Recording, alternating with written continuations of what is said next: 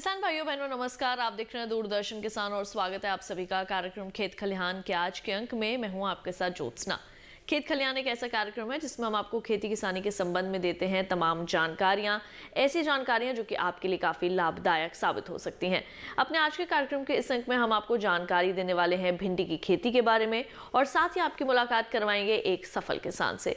तो फिर आइए अपने आज के खेत खलिहान कार्यक्रम की शुरुआत करते हैं। आइए कार्यक्रम की शुरुआत करते हैं और आपको सबसे पहले बताते हैं किस तरह से आप कर सकते हैं भिंडी की खेती। यूँ तो हमारे देश के कई हिस्सों के अंदर भिंडी की खेती की जाती है, लेकिन अच्छा उत्पादन आपको तभी हासिल होता है जब आप उसकी अच्छी किस्मों का भी चयन करें और खेत की तैयारी से लेकर सिंचाई और साथ ही साथ खरपतवार नियंत्रण का भी पूरा ख्याल रखें। तो अगर आप भी करना चाहते हैं भिंडी की खेती, हम उम्मीद करेंगे कि ये जानकारी आप सभी के जरूर काम आएगी।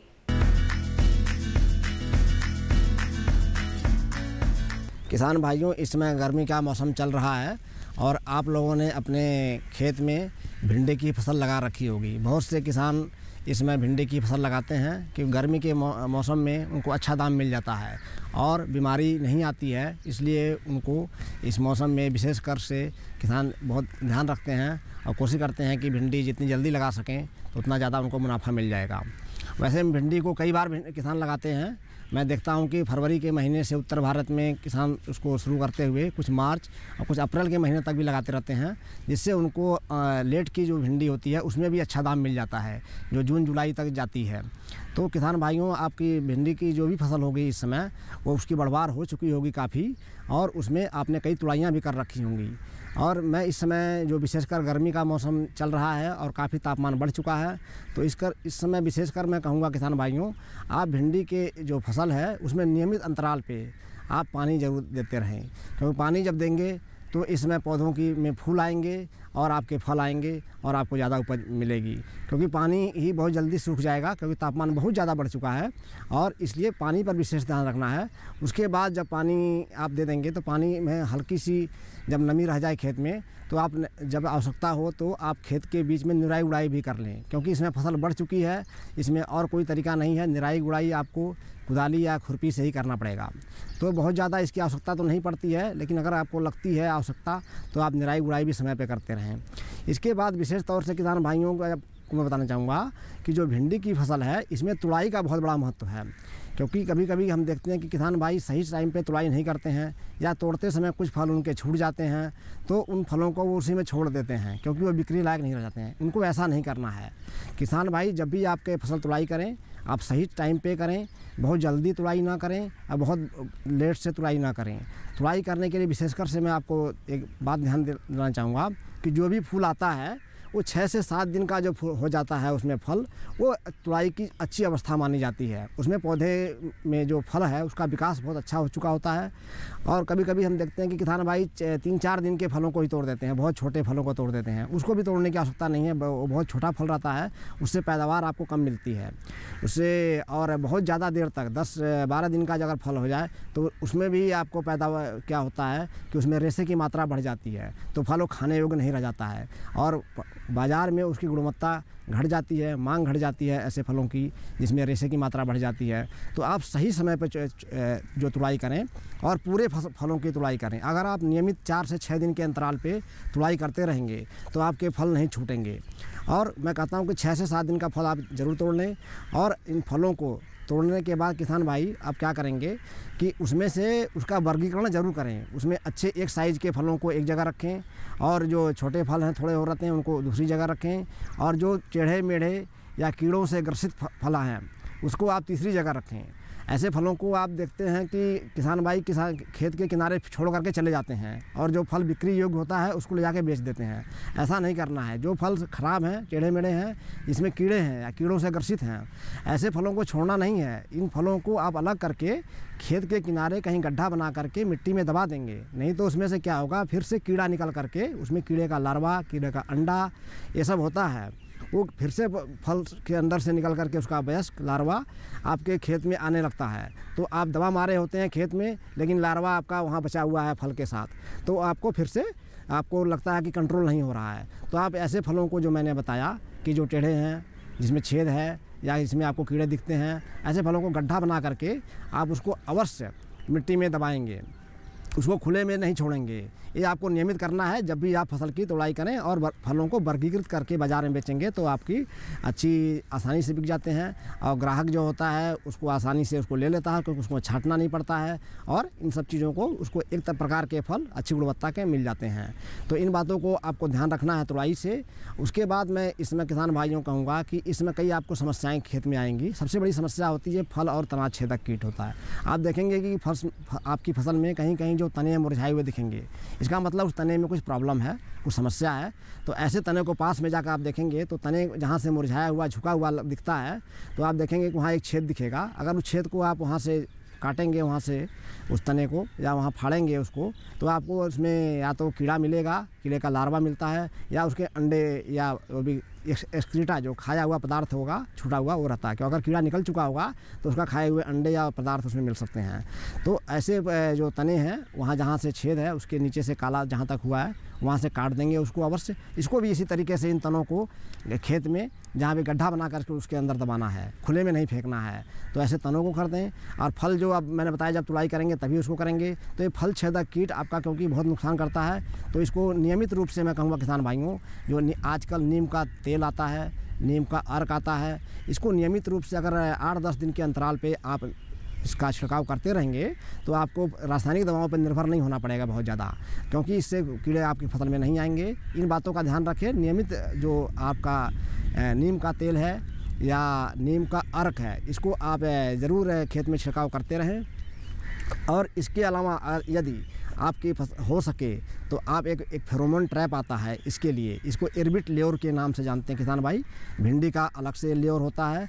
इसको आप क्या करेंगे, खेत में 20-25 ल्योर इस तरह के आते हैं। आप देखेंगे एक झंडा जैसे प्लास्टिक पॉलीथीन का स्ट्रक्चर होता है, खेत में आप खड़ा कर देंगे। 20-25 1 हेक्टेयर में आपको लगते हैं। तो इसमें क्या हुआ कि नर कीट आकर्षित होकर के आपका उसमें आकर के फंस जाता है और वो नर कीट खेत में नहीं रहेगा तो मादा से उसका प्रजनन नहीं हो जाएगा और उनकी ज़्यादा कीड़ों की बढ़वार नहीं हो पाएगी। तो इसका आप विशेषकर से ध्यान रखना है। इसको भी आपको खेत में प्रयोग में लाना है। इसके अलावा एक आप लोग देखेंगे येलो स्टिकी ट्रैप होता है, इसको पीला चिपचिपा गत्ता कहते हैं। तो किसान भाई ऐसे गत्ते को आप खेत में अपने जगह जगह इस तरह से 20-25 गत्ते को गाड़ देंगे तो इसमें भी कीड़े काफ़ी चिपक जाते हैं और आप देखेंगे उसका 70 से 80% भाग कीड़ों से चिपका हुआ है, तो उसको हटा करके दूसरा लगा देंगे। तो इस तरीके से आप विशेषकर ध्यान रखेंगे। और आवश्यकता पड़ती है तो किसान भाई आपको रासायनिक दवाओं का अंतिम प्रयोग करना पड़ता है। तो आपको कहूँगा कि फल और तना छेदक कीट के लिए एक दवा होती है, इसको स्पिनोसेड बोलते हैं। स्पिनोसेड दवा काफ़ी सेफ दवा है, सुरक्षित दवा है। इसकी आप 1 मिलीलीटर मात्रा को करीब 3 लीटर पानी में इस दर से घोल बनाएंगे। तो आप इसका घोल बना करके आप छिड़काव कर देंगे 10 से 15 दिन के अंतराल पे, तो भी आपको कीट नहीं आप आएंगे और उनका रोकथाम हो जाएगी। दवा का प्रयोग तभी करना है जब कीट की संख्या काफ़ी ज़्यादा लगे और आपको और तरीक़ों से आप कीट का रोकथाम नहीं कर पा रहे हैं। इसके अलावा किसान भाई आप विशेषकर से एक चीज़ और ध्यान रखेंगे कि कुछ समय बाद आपको देखेंगे कि पत्ते के नीचे एक हरे रंग का कीट दिखता है। वो पत्ते का रस जो चूस लेता है तो उससे क्या होता है कि पत्ता पीला होने लगता है और कभी कभी जलने जैसा दिखाई देता है। इसको लीफ हॉपर बोलते हैं, इस कीट को जैसिड बोलते हैं। ये लीफ हॉपर बर्न बोलते हैं इसको, जैसे जला हुआ दिखेगा आपका पत्ता। तो ऐसे अगर पत्ते आपको दिखते हैं तो ये कीट आपके फसल में अवश्य है। तो इस कीट के लिए आपको बताऊंगा किसान भाई, तो आपको रासायनिक दवा का ही प्रयोग करना पड़ेगा। उसके अलावा और कोई उपचार नहीं है इसमें एक आपको एक एसिटामाइप्रिड करके दवा होती है। इसकी अगर 3 से 5 ग्राम मात्रा को 10 लीटर पानी में घोल बना करके आप 2 छिड़काव अगर 8 से 10 दिन के अंतराल पे कर देंगे तो मैं पूरी संभावना है कि आपका कीट नियंत्रित हो जाएगा। इसके अलावा भी अगर आपका ये कीट इसमें समस्या करता है तो दूसरा छिड़काव करने की आवश्यकता पड़ती है। तो दूसरी दवा बदल करके, जैसे इमिडाक्लोप्रिड होती है, उस दवा को भी आप दूसरे बार में इस्तेमाल कर सकते हैं। तो इस तरह से चूसने वाले जो भी कीड़े हैं या अन्य कीट भी इससे समाप्त हो जाते हैं। इसी प्रकार से किसान भाई आपकी जब फसल में ये मई का महीना चल रहा है और मई के जून महीने में जब तापमान बढ़ जाता है तो आप देखेंगे कि कभी कभी जब फसल बड़ी होती है तो उसके बीच में आपको पत्तों के नीचे जाले दिखेंगे, कभी तनों पे दिखेंगे जाले ऊपर। तो पत्ते का रंग जो आपका हल्का दिखने लगेगा, हल्का सा पीला रंग दिखेगा पौधा, बाकी पौधे हरे दिखेंगे। अगर कोई पौधा ऐसा दिखता है जिसमें जाले लगे हुए हैं और उसका हल्का सा रंग हो गया है तो इसका मतलब उसमें एक रेड स्पाइडर माइट होता है। लाल कीट होता है, चींटी जैसे होता है, बहुत छोटे छोटे। तो आप पत्ते के नीचे जाला बना करके रहता है, अब पत्ते का रस चूसता है तो पत्ता पीला हो जाता है और पत्ता जो अपना जो खाद्य पदार्थ है नहीं बना पाता है। तो ऐसे क्या होता है कि फलों की बढ़वार और फूलों का आना बंद हो जाता है या कम हो जाता है। तो इस कीट को भी आपको नियंत्रित करना है, बहुत ही खतरनाक कीट है। इसको सही समय से, ऐसे पौधों में अगर ज़्यादा आपको दिखता है तो पौधे को ही उखाड़ करके आप कहीं दूसरी जगह गड्ढे में दबा देंगे इसको। और यदि कम मात्रा में है तो आप एक दवा का स्प्रे करेंगे या इस्तेमाल करेंगे। जैसे आपको डाइकोफाल एक दवा होती है, वह काफ़ी आसानी से मिल जाती है, काफ़ी सस्ती दवा है। तो डाइकोफाल दवा की अगर 2 मिलीलीटर मात्रा को प्रति लीटर पानी में घोल बना करके आप अगर छिड़काव कर दें तो नियमित रूप से आप इस कीट से नियंत्रण हो जाएगा। आपका रेड स्पाइडर पत्ते के नीचे रहता है तो आपको छिड़काव पत्ते के नीचे अच्छे से करना है। इसी तरीके से दूसरी एक दवा होती है इसी कीट के लिए, जो रेड स्पाइडर माइट है, इसको माइट बोलते हैं या चींटी बोलते हैं। तो इसके लिए आप दूसरी आपकी दवा है जिसको मैं स्पाइरोमेसिफेन बोलते हैं, स्पाइरोमेसिफेन। ये दवा काफ़ी थोड़ी महंगी आती है लेकिन इसकी कम मात्रा लगती है। इसकी 3 मिलीलीटर मात्रा को, एक गाढ़े सफ़ेद रंग की दवा आएगी, इसमें 3 मिलीलीटर मात्रा जो है करीब 10 लीटर पानी में घोल बना करके छिड़काव कर देंगे। तो आपको आवश्यकता अगर पड़ती है तो आप कर दीजिए इसको भी। तो इस तरीके से आप करेंगे तो अपने आपका जो फसल है अच्छी तरीके से सुरक्षित रहेगी और आपको फलों की बढ़वार अच्छी रहेगी, फूल अभी आएंगे। क्योंकि अभी आपकी फसल चल रही है, पूरा मई जून पूरे आती है, कभी कभी जुलाई के महीने तक भी किसान लेते हैं। जिन्होंने लेट लगाया होगा उनकी फसल अभी चलेगी, उनको अच्छे से देखभाल करनी है फसल की। और अगर आपको आवश्यकता पड़ती है तो आप खाद या उर्वरकों का भी थोड़ा बहुत प्रयोग कर सकते हैं। अगर आपका नाइट्रोजन की मात्रा कुछ बची हुई है, 60-70 दिन की अगर फसल हुई है तो 25 से 30 किलो यूरिया आप प्रति हेक्टेयर के हिसाब से छिड़काव कर सकते हैं। जब खेत में नमी रहे, उसके बाद पानी दिए रहें हल्की सी, तो आप एक बार 60 से 70 दिन की फसल में छिड़काव कर सकते हैं। इसके अलावा किसान भाई, आपको अगर लगता है कि फूल कम आ रहे हैं तो आपको यूरिया का जो 1% घोल होता है, यानी 10 ग्राम यूरिया 1 लीटर पानी में इस दर से घोल बना करके अगर आप छिड़काव कर देंगे तो भी फूल और फल अच्छे आएंगे, पौधे को नाइट्रोजन मिल जाएगा, उसकी बढ़वार अच्छी होती रहेगी और उसमें हरापन आ जाएगा। इसके अलावा अगर आपको आवश्यकता पड़ती है तो माइक्रो न्यूट्रिएंट जो होते हैं उनका भी, जो माइक्रो मल्टीप्लेक्स होता है या कोई और सूक्ष्म तत्व होते हैं, तो सूक्ष्म तत्वों का भी आवश्यकता होती है। इसकी गुणवत्ता को बढ़ाते हैं, इसके हरे रंग को, जो फल है आपके हरे रंग का, इसको और हरा बनाए रखते हैं और फल जल्दी तोड़ने के बाद ख़राब नहीं होते हैं, काफ़ी समय तक हरे रहते हैं, ताज़े बने रहते हैं। इसके लिए सूक्ष्म पोषक तत्वों का अगर खेत में अगर हमने जाँच करा रखा है उसके अनुसार कराइए, नहीं तो जो आपका मिश्रण आता है उसका करीब 5 मिलीलीटर मात्रा को प्रति लीटर पानी में घोल बना करके एक आध छिड़काव कर देंगे तो आपकी जो फलों की जो गुणवत्ता है वो बनी रहेगी। बहुत अच्छे फल आ जाएंगे, हरे रहेंगे, फूल आएंगे, तो आपकी फसल की पैदावार बनी रहेगी और आपको अच्छे फल मिलते रहेंगे। तो इन बातों का आपको ध्यान रखना है। पानी विशेषकर से जो मैंने बताया उसको फिर से बताना चाहूँगा कि गर्मी के मौसम में पानी का विशेष ध्यान रखें और निराई गुड़ाई जो आवश्यकता होती है उसको भी कर लें। इस तरीके से अपनी फसल की आप देखभाल करेंगे और जितनी जल्दी हो सके आप सुबह जल्दी से फसल को जो तुड़ाई है किया करें या शाम को किया करें, जिससे कि आपको दिन में आपको जो आपकी पैदावार है या आपका उत्पाद है उसमें धूप नहीं लगना चाहिए। जितनी जल्दी हो, या जो गीले बोरे होते हैं उसमें रख देते हैं, तो कोशिश करें कि जितना जल्दी सुबह तोड़ ले, या तो सुबह पहुंचा दें मंडी में या कहीं भी आप जो बिक्री कर सकते हैं वहाँ बिक्री कर लें, या शाम को जब छाया हो जाए उसमें तोड़ करके फिर सुबह जल्दी उसको पहुंचा दें। तो कोशिश ये करना है कि पौधों में जो फल आप तोड़ें उनको ज़्यादा धूप ना लगें, नहीं तो उनकी गुणवत्ता ख़राब हो जाएगी और बिक्री लायक नहीं रह जाते हैं। तो इन विशेषों पर बातों का ध्यान रखेंगे, वर्गीकृत करके गुणवत्ता वाले फलों को ही बाज़ार में ले जाएंगे तो आपका दाम अच्छा मिलेगा और उत्पादन मिलेगा। और अब इन जो मैंने बातें बताई हैं इनको ध्यान में रखिए और अभी आप अपने फसल को लगाते रहिए। अभी अच्छा दाम और मिलेगा, जून के महीने तक में और दाम अच्छा मिल जाता है, क्योंकि धीरे धीरे बाकी फसलें ख़त्म होने लगती हैं, तो आपकी जो फसलें बची रहेंगी तो आपको बाज़ार में अच्छा दाम मिलाएंगी। तो मैं कोशिश करता हूँ कि आप इन बातों का ध्यान रखेंगे और ऐसे खेती करेंगे तो आपका मुनाफा अभी आगे चल के और भी मिलेगा। ठीक है जी। तो किसान भाइयों बहनों, अभी आपने भिंडी की खेती के संबंध में तमाम विशेष जानकारियां हासिल की। इसके साथ ही कार्यक्रम खेत खलिहान में वक्त हो चला है एक छोटे से ब्रेक का। जल्द लौटेंगे वापस, आप देखते रहिए दूरदर्शन किसान। रफ्तार के साथ मौसम के बदलाव की हर खबर, मौसम खबर लाइव देखिए सुबह 8 बजे और 10 बजे, दोपहर 12 बजे और 2 बजे। ब्रेक के बाद एक बार फिर आप सभी का स्वागत है कार्यक्रम खेत खलिहान में। तो आइए कार्यक्रम में बढ़ते हैं आगे। सफल किसान वही होता है जो कि दिन दुगनी और रात चौगनी करके खेतों में मेहनत करता है और साथ ही साथ अपने परिश्रम से अपनी फसलों को लहलहाता हुए देखता है। आइए आज आपकी मुलाकात करवाते हैं एक ऐसे ही सफल किसान से जिन्होंने न केवल खेती किसानी के क्षेत्र में अपना नाम कमाया है बल्कि आज दूसरे किसानों के लिए मिसाल भी बने हैं।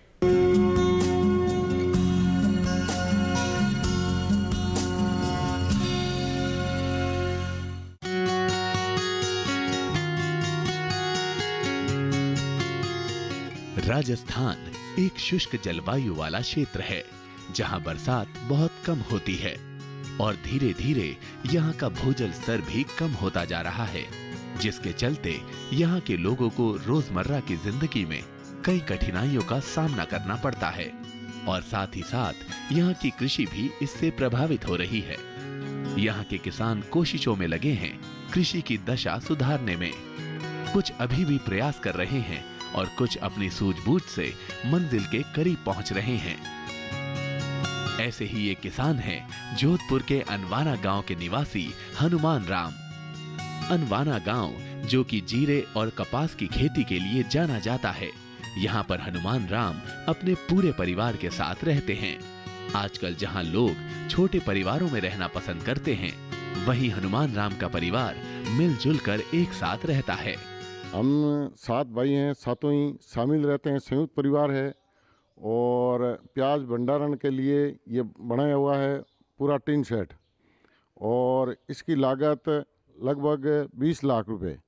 इसमें हमारा घर का प्याज पूरा स्टॉक होता है। फिर बाद में नवंबर अक्टूबर में बेचते हैं हम पंजाब, हरियाणा, दिल्ली या बंगाल। और उसमें भाव ठीक हो तो कभी फ़ायदा होता है, कभी नुकसान भी हो जाता है। और इसमें हमने घर के पैसे से बनाया, कोई सरकार का पैसा सब्सिडी कुछ नहीं मिला है हमारे को। 7 भाइयों वाले इस परिवार में प्यार और एकता देखते ही बनती है। जहां एक और पुरुष मिलकर खेती के काम करते हैं, वहीं घर की महिलाएं घर के काम के साथ साथ पशुओं की देखभाल करती हैं। घर के सभी बच्चे जोधपुर शहर के एक स्कूल में पढ़ते हैं और छुट्टियों में जब घर आते हैं तो मौज मस्ती के साथ ही घर वालों का खेती और पशुओं के लालन पालन में हाथ बटाते हैं। हमारे बच्चों को पढ़ाने के लिए हम कोशिश कर रहे हैं पूरी, वो पढ़ लिख करके कृषि में भी काम करेंगे तो भी बहुत अच्छा करेंगे और दूसरा कोई सर्विस करेंगे तो भी कोशिश तो ये है कि वो अच्छे से अच्छा काम कोई करे। खेती में भी करेंगे तो अच्छी पढ़ाई की होगी तो खेती करेंगे सही तरीके से, क्योंकि अभी तो खेती हम वो आधुनिक तरीके से कर रहे हैं तो वो वैज्ञानिक तरीके से करेंगे तो उनको मुनाफा और ज़्यादा होगा। इसलिए हम बच्चों को ज़्यादा से ज़्यादा कोशिश कर रहे हैं कि वो पढ़ाई करें। अभी 10th के पेपर दे के गाँव आया हूँ और गांव में आके खेती में हाथ बढ़ाते हैं। और ये जो प्याज भंडारण है, आगे जाके हमको भी सॉफ्टवेयर इंजीनियरिंग बनना है जयपुर से, और इस काम को भी आगे बढ़ाना है। ऐसे नहीं सिर्फ नौकरी करके बैठ जाना है, दोनों काम में हाथ बटाएंगे, नौकरी भी और ये घर का काम भी करेंगे। गाय भैंस इनका भी काम करते हैं, खेतीबाड़ी भी करते हैं, प्याज को भी पानी देते हैं, बाजरी की भी देखभाल करते हैं, चिड़िया भी उड़ाते हैं, ये सभी काम करते हैं। मेरे घर वाले खेती का काम करते हैं और मुझे भी अच्छी तरीके से पढ़ाई करवा रहे हैं और मैं भी अब घर पे उनका खेती बाड़ी में हाथ बटा रहा हूँ। इसी के साथ मेरे घर वाले प्याज का भंडारण कर रहे हैं, उसमें भी मैं सहयोग दे रहा हूँ और आगे भी इसी तरह आधुनिक विधि से इस प्याज भंडारण को आगे बढ़ाने का कर रहा हूँ। मेरा तो सपना है कि मैं अच्छी पढ़ाई करके डॉक्टर बनना चाहता हूँ, लेकिन इसी के साथ साथ मैं घर का भी काम करता हूँ, खेती बाड़ी में और पशुपालन में भी सहयोग कर रहा हूँ। इसी के साथ अब की बार हमारे खेत में एक बाजरा लगाया गया, उस बाजरे में हमने आधुनिक विधि से काम किया जिससे सिंचाई छिड़काव तंत्र विधि से की जाती है। इसी के साथ बाजरा की बहुत अच्छी तरीके से उसकी तैयारी के साथ की जाती है और इसी के साथ बाजरा में सिंचाई भी समय समय पर की जाती है, जिससे बाजरा अब की बार लेके जाने पर यह बहुत अच्छी तरीके से हुई पहली बार भी। और इसी के साथ मैं घर पे भी बहुत काम करता हूँ और पशुपालन में भी और खेती में भी सिंचाई का भी काम करता हूँ। सबसे बड़े भाई होने के नाते हनुमान राम घर का नेतृत्व करते हैं। कौन क्या काम करेगा ये पहले से ही तय किया गया है और सब अपनी जिम्मेदारियां बखूबी निभा रहे हैं और अपने आप को आर्थिक रूप से सशक्त बना रहे हैं। आज हनुमान राम जिस मुकाम पर हैं, इसके पीछे है उनकी कड़ी मेहनत और लगन। हनुमान राम पहले खेती के बारे में कम ही जानकारी रखते थे। सबसे पहले उन्होंने किसी के खेत में काम सीखना शुरू किया और धीरे धीरे उन्हें जानकारी मिलती गई तो वो भी आगे बढ़ते गए। उन्होंने अपनी जमीन खरीदी और खुद का काम करना शुरू किया। बदलते समय के साथ साथ हनुमान राम की तकदीर भी बदलती गई। वो मेहनत करते गए और सफलता उनके कदम चूमती गई। आज उनके खेतों में बाजरा, गेहूं, प्याज, जीरा, कपास और अरंडी जैसी फसलें लहलहाती हैं। आज उनके पास इतनी जमीन है कि वो लोगों को रोजगार दे रहे हैं, खासकर की महिलाओं को रोजगार प्रदान कर उन्हें आत्मनिर्भर भी बना रहे हैं। हनुमान राम की सफलता का श्रेय जोधपुर के मंडोर स्थित कृषि विश्वविद्यालय के कृषि वैज्ञानिकों को भी जाता है। उनसे मिले ज्ञान से भी उन्होंने काफी लाभ उठाया। कृषि वैज्ञानिक उन्हें नई नई तकनीकों और किस्मों के बारे में जानकारी देते गए और हनुमान राम उन्हें अपनाते गए। कृषि वैज्ञानिकों की सलाह का ही नतीजा है कि आज उनका नाम प्रगतिशील किसानों की श्रेणी में आता है। पहले जहां वो फसलों की साधारण किस्मों का इस्तेमाल करते थे, आज वो संकर किस्मों से अच्छी उपज ले रहे हैं। हनुमान राम के परिवार ने खेती को तो अपना मूल व्यवसाय बना ही रखा है, साथ ही वो पशुपालन से भी जुड़े हुए हैं। तो हमारे पशुपालन भी रखते हैं, गाय रखते हैं, भैंस रखते हैं, बकरी भी है और सारी औरतें भी काम खेती में करती है। भैंस, बकरी और गाय उनके घर का अहम हिस्सा हैं। घर की महिलाएं इनकी सेवा में लगी रहती हैं। बात उनकी साफ सफाई की हो, खान पान की हो या उनके स्वास्थ्य की, सभी का पूर्ण ध्यान रखती हैं। सभी पशुओं के रहने के लिए अलग अलग बाड़े बनाए गए हैं। दूध उत्पादन क्षमता में कोई कमी ना आए, इसके लिए पूरा परिवार सचेत रहता है। प्याज भंडारण के लिए तो हमने इसलिए शुरू किया था क्योंकि पहले भाव नहीं मिलता बिल्कुल भी, इसलिए इसको रख करके फिर बाद में बेचते हैं तो थोड़ा भाव मिलता है, इसलिए ये बनाया इतने पैसे लगा करके। और प्याज वाला तो हमारे दूसरे किसानों से भी लेते हैं, स्टॉक रखते हैं, फिर उसको बेचते हैं। कभी तो मुनाफा होता है, कभी नुकसान भी होता है, मगर करते हैं ये काम। राजस्थान के बाकी किसानों की तरह हनुमान राम भी बड़ी मेहनत से प्याज की खेती करते हैं और अच्छी उपज लेते हैं। पर जब मंडियों में उन्हें उसके अच्छे दाम नहीं मिलते, तो हनुमान राम ने अपने घर पर ही प्याज का भंडारण करना शुरू किया और धीरे धीरे भंडारण क्षमता को बढ़ाते चले गए। आज वो पारंपरिक और आधुनिक दोनों ही तरीकों से प्याज का भंडारण करते हैं और जहां भी अच्छे भाव मिलते हैं वहां बिकवाली के लिए भेज देते हैं। भंडारण के लिए सबसे पहले तो प्याज को पूरी तरह सुखा के फिर लाते हैं इसके अंदर, फिर ज़मीन से ऊपर रखते हैं 1 फुट इसको, फिर बीच बीच में देख रेख भी करते हैं कहीं ख़राब नहीं हो जाए। ये हवा भी लगने के लिए पंखे लगाने पड़ते हैं और कभी गर्मी ज़्यादा होती है तो इसको पंखा भी लगा के और बीच में देखना पड़ता है कि कहीं ख़राब हो जाए तो उसको पहले निकालना पड़ता है, फिर वापस इसको ग्रेडिंग करके फिर बाजार में जाता है। अपनी सूझबूझ से उठाए गए कदम से हनुमान राम न केवल अपनी आमदनी बढ़ा रहे हैं, बल्कि दूसरे किसानों की आर्थिक स्थिति सुधारने में मददगार साबित हो रहे हैं। जिस तरह प्रगतिशील किसान हनुमान राम ने अपनी नई सोच और वैज्ञानिकों की सलाह से ये मुकाम हासिल किया है, वो प्रशंसनीय है। वो दूसरों के लिए एक उदाहरण है अपनी समस्याओं से खुद लड़ने का, समाधान ढूंढने का और कामयाबी हासिल करने का।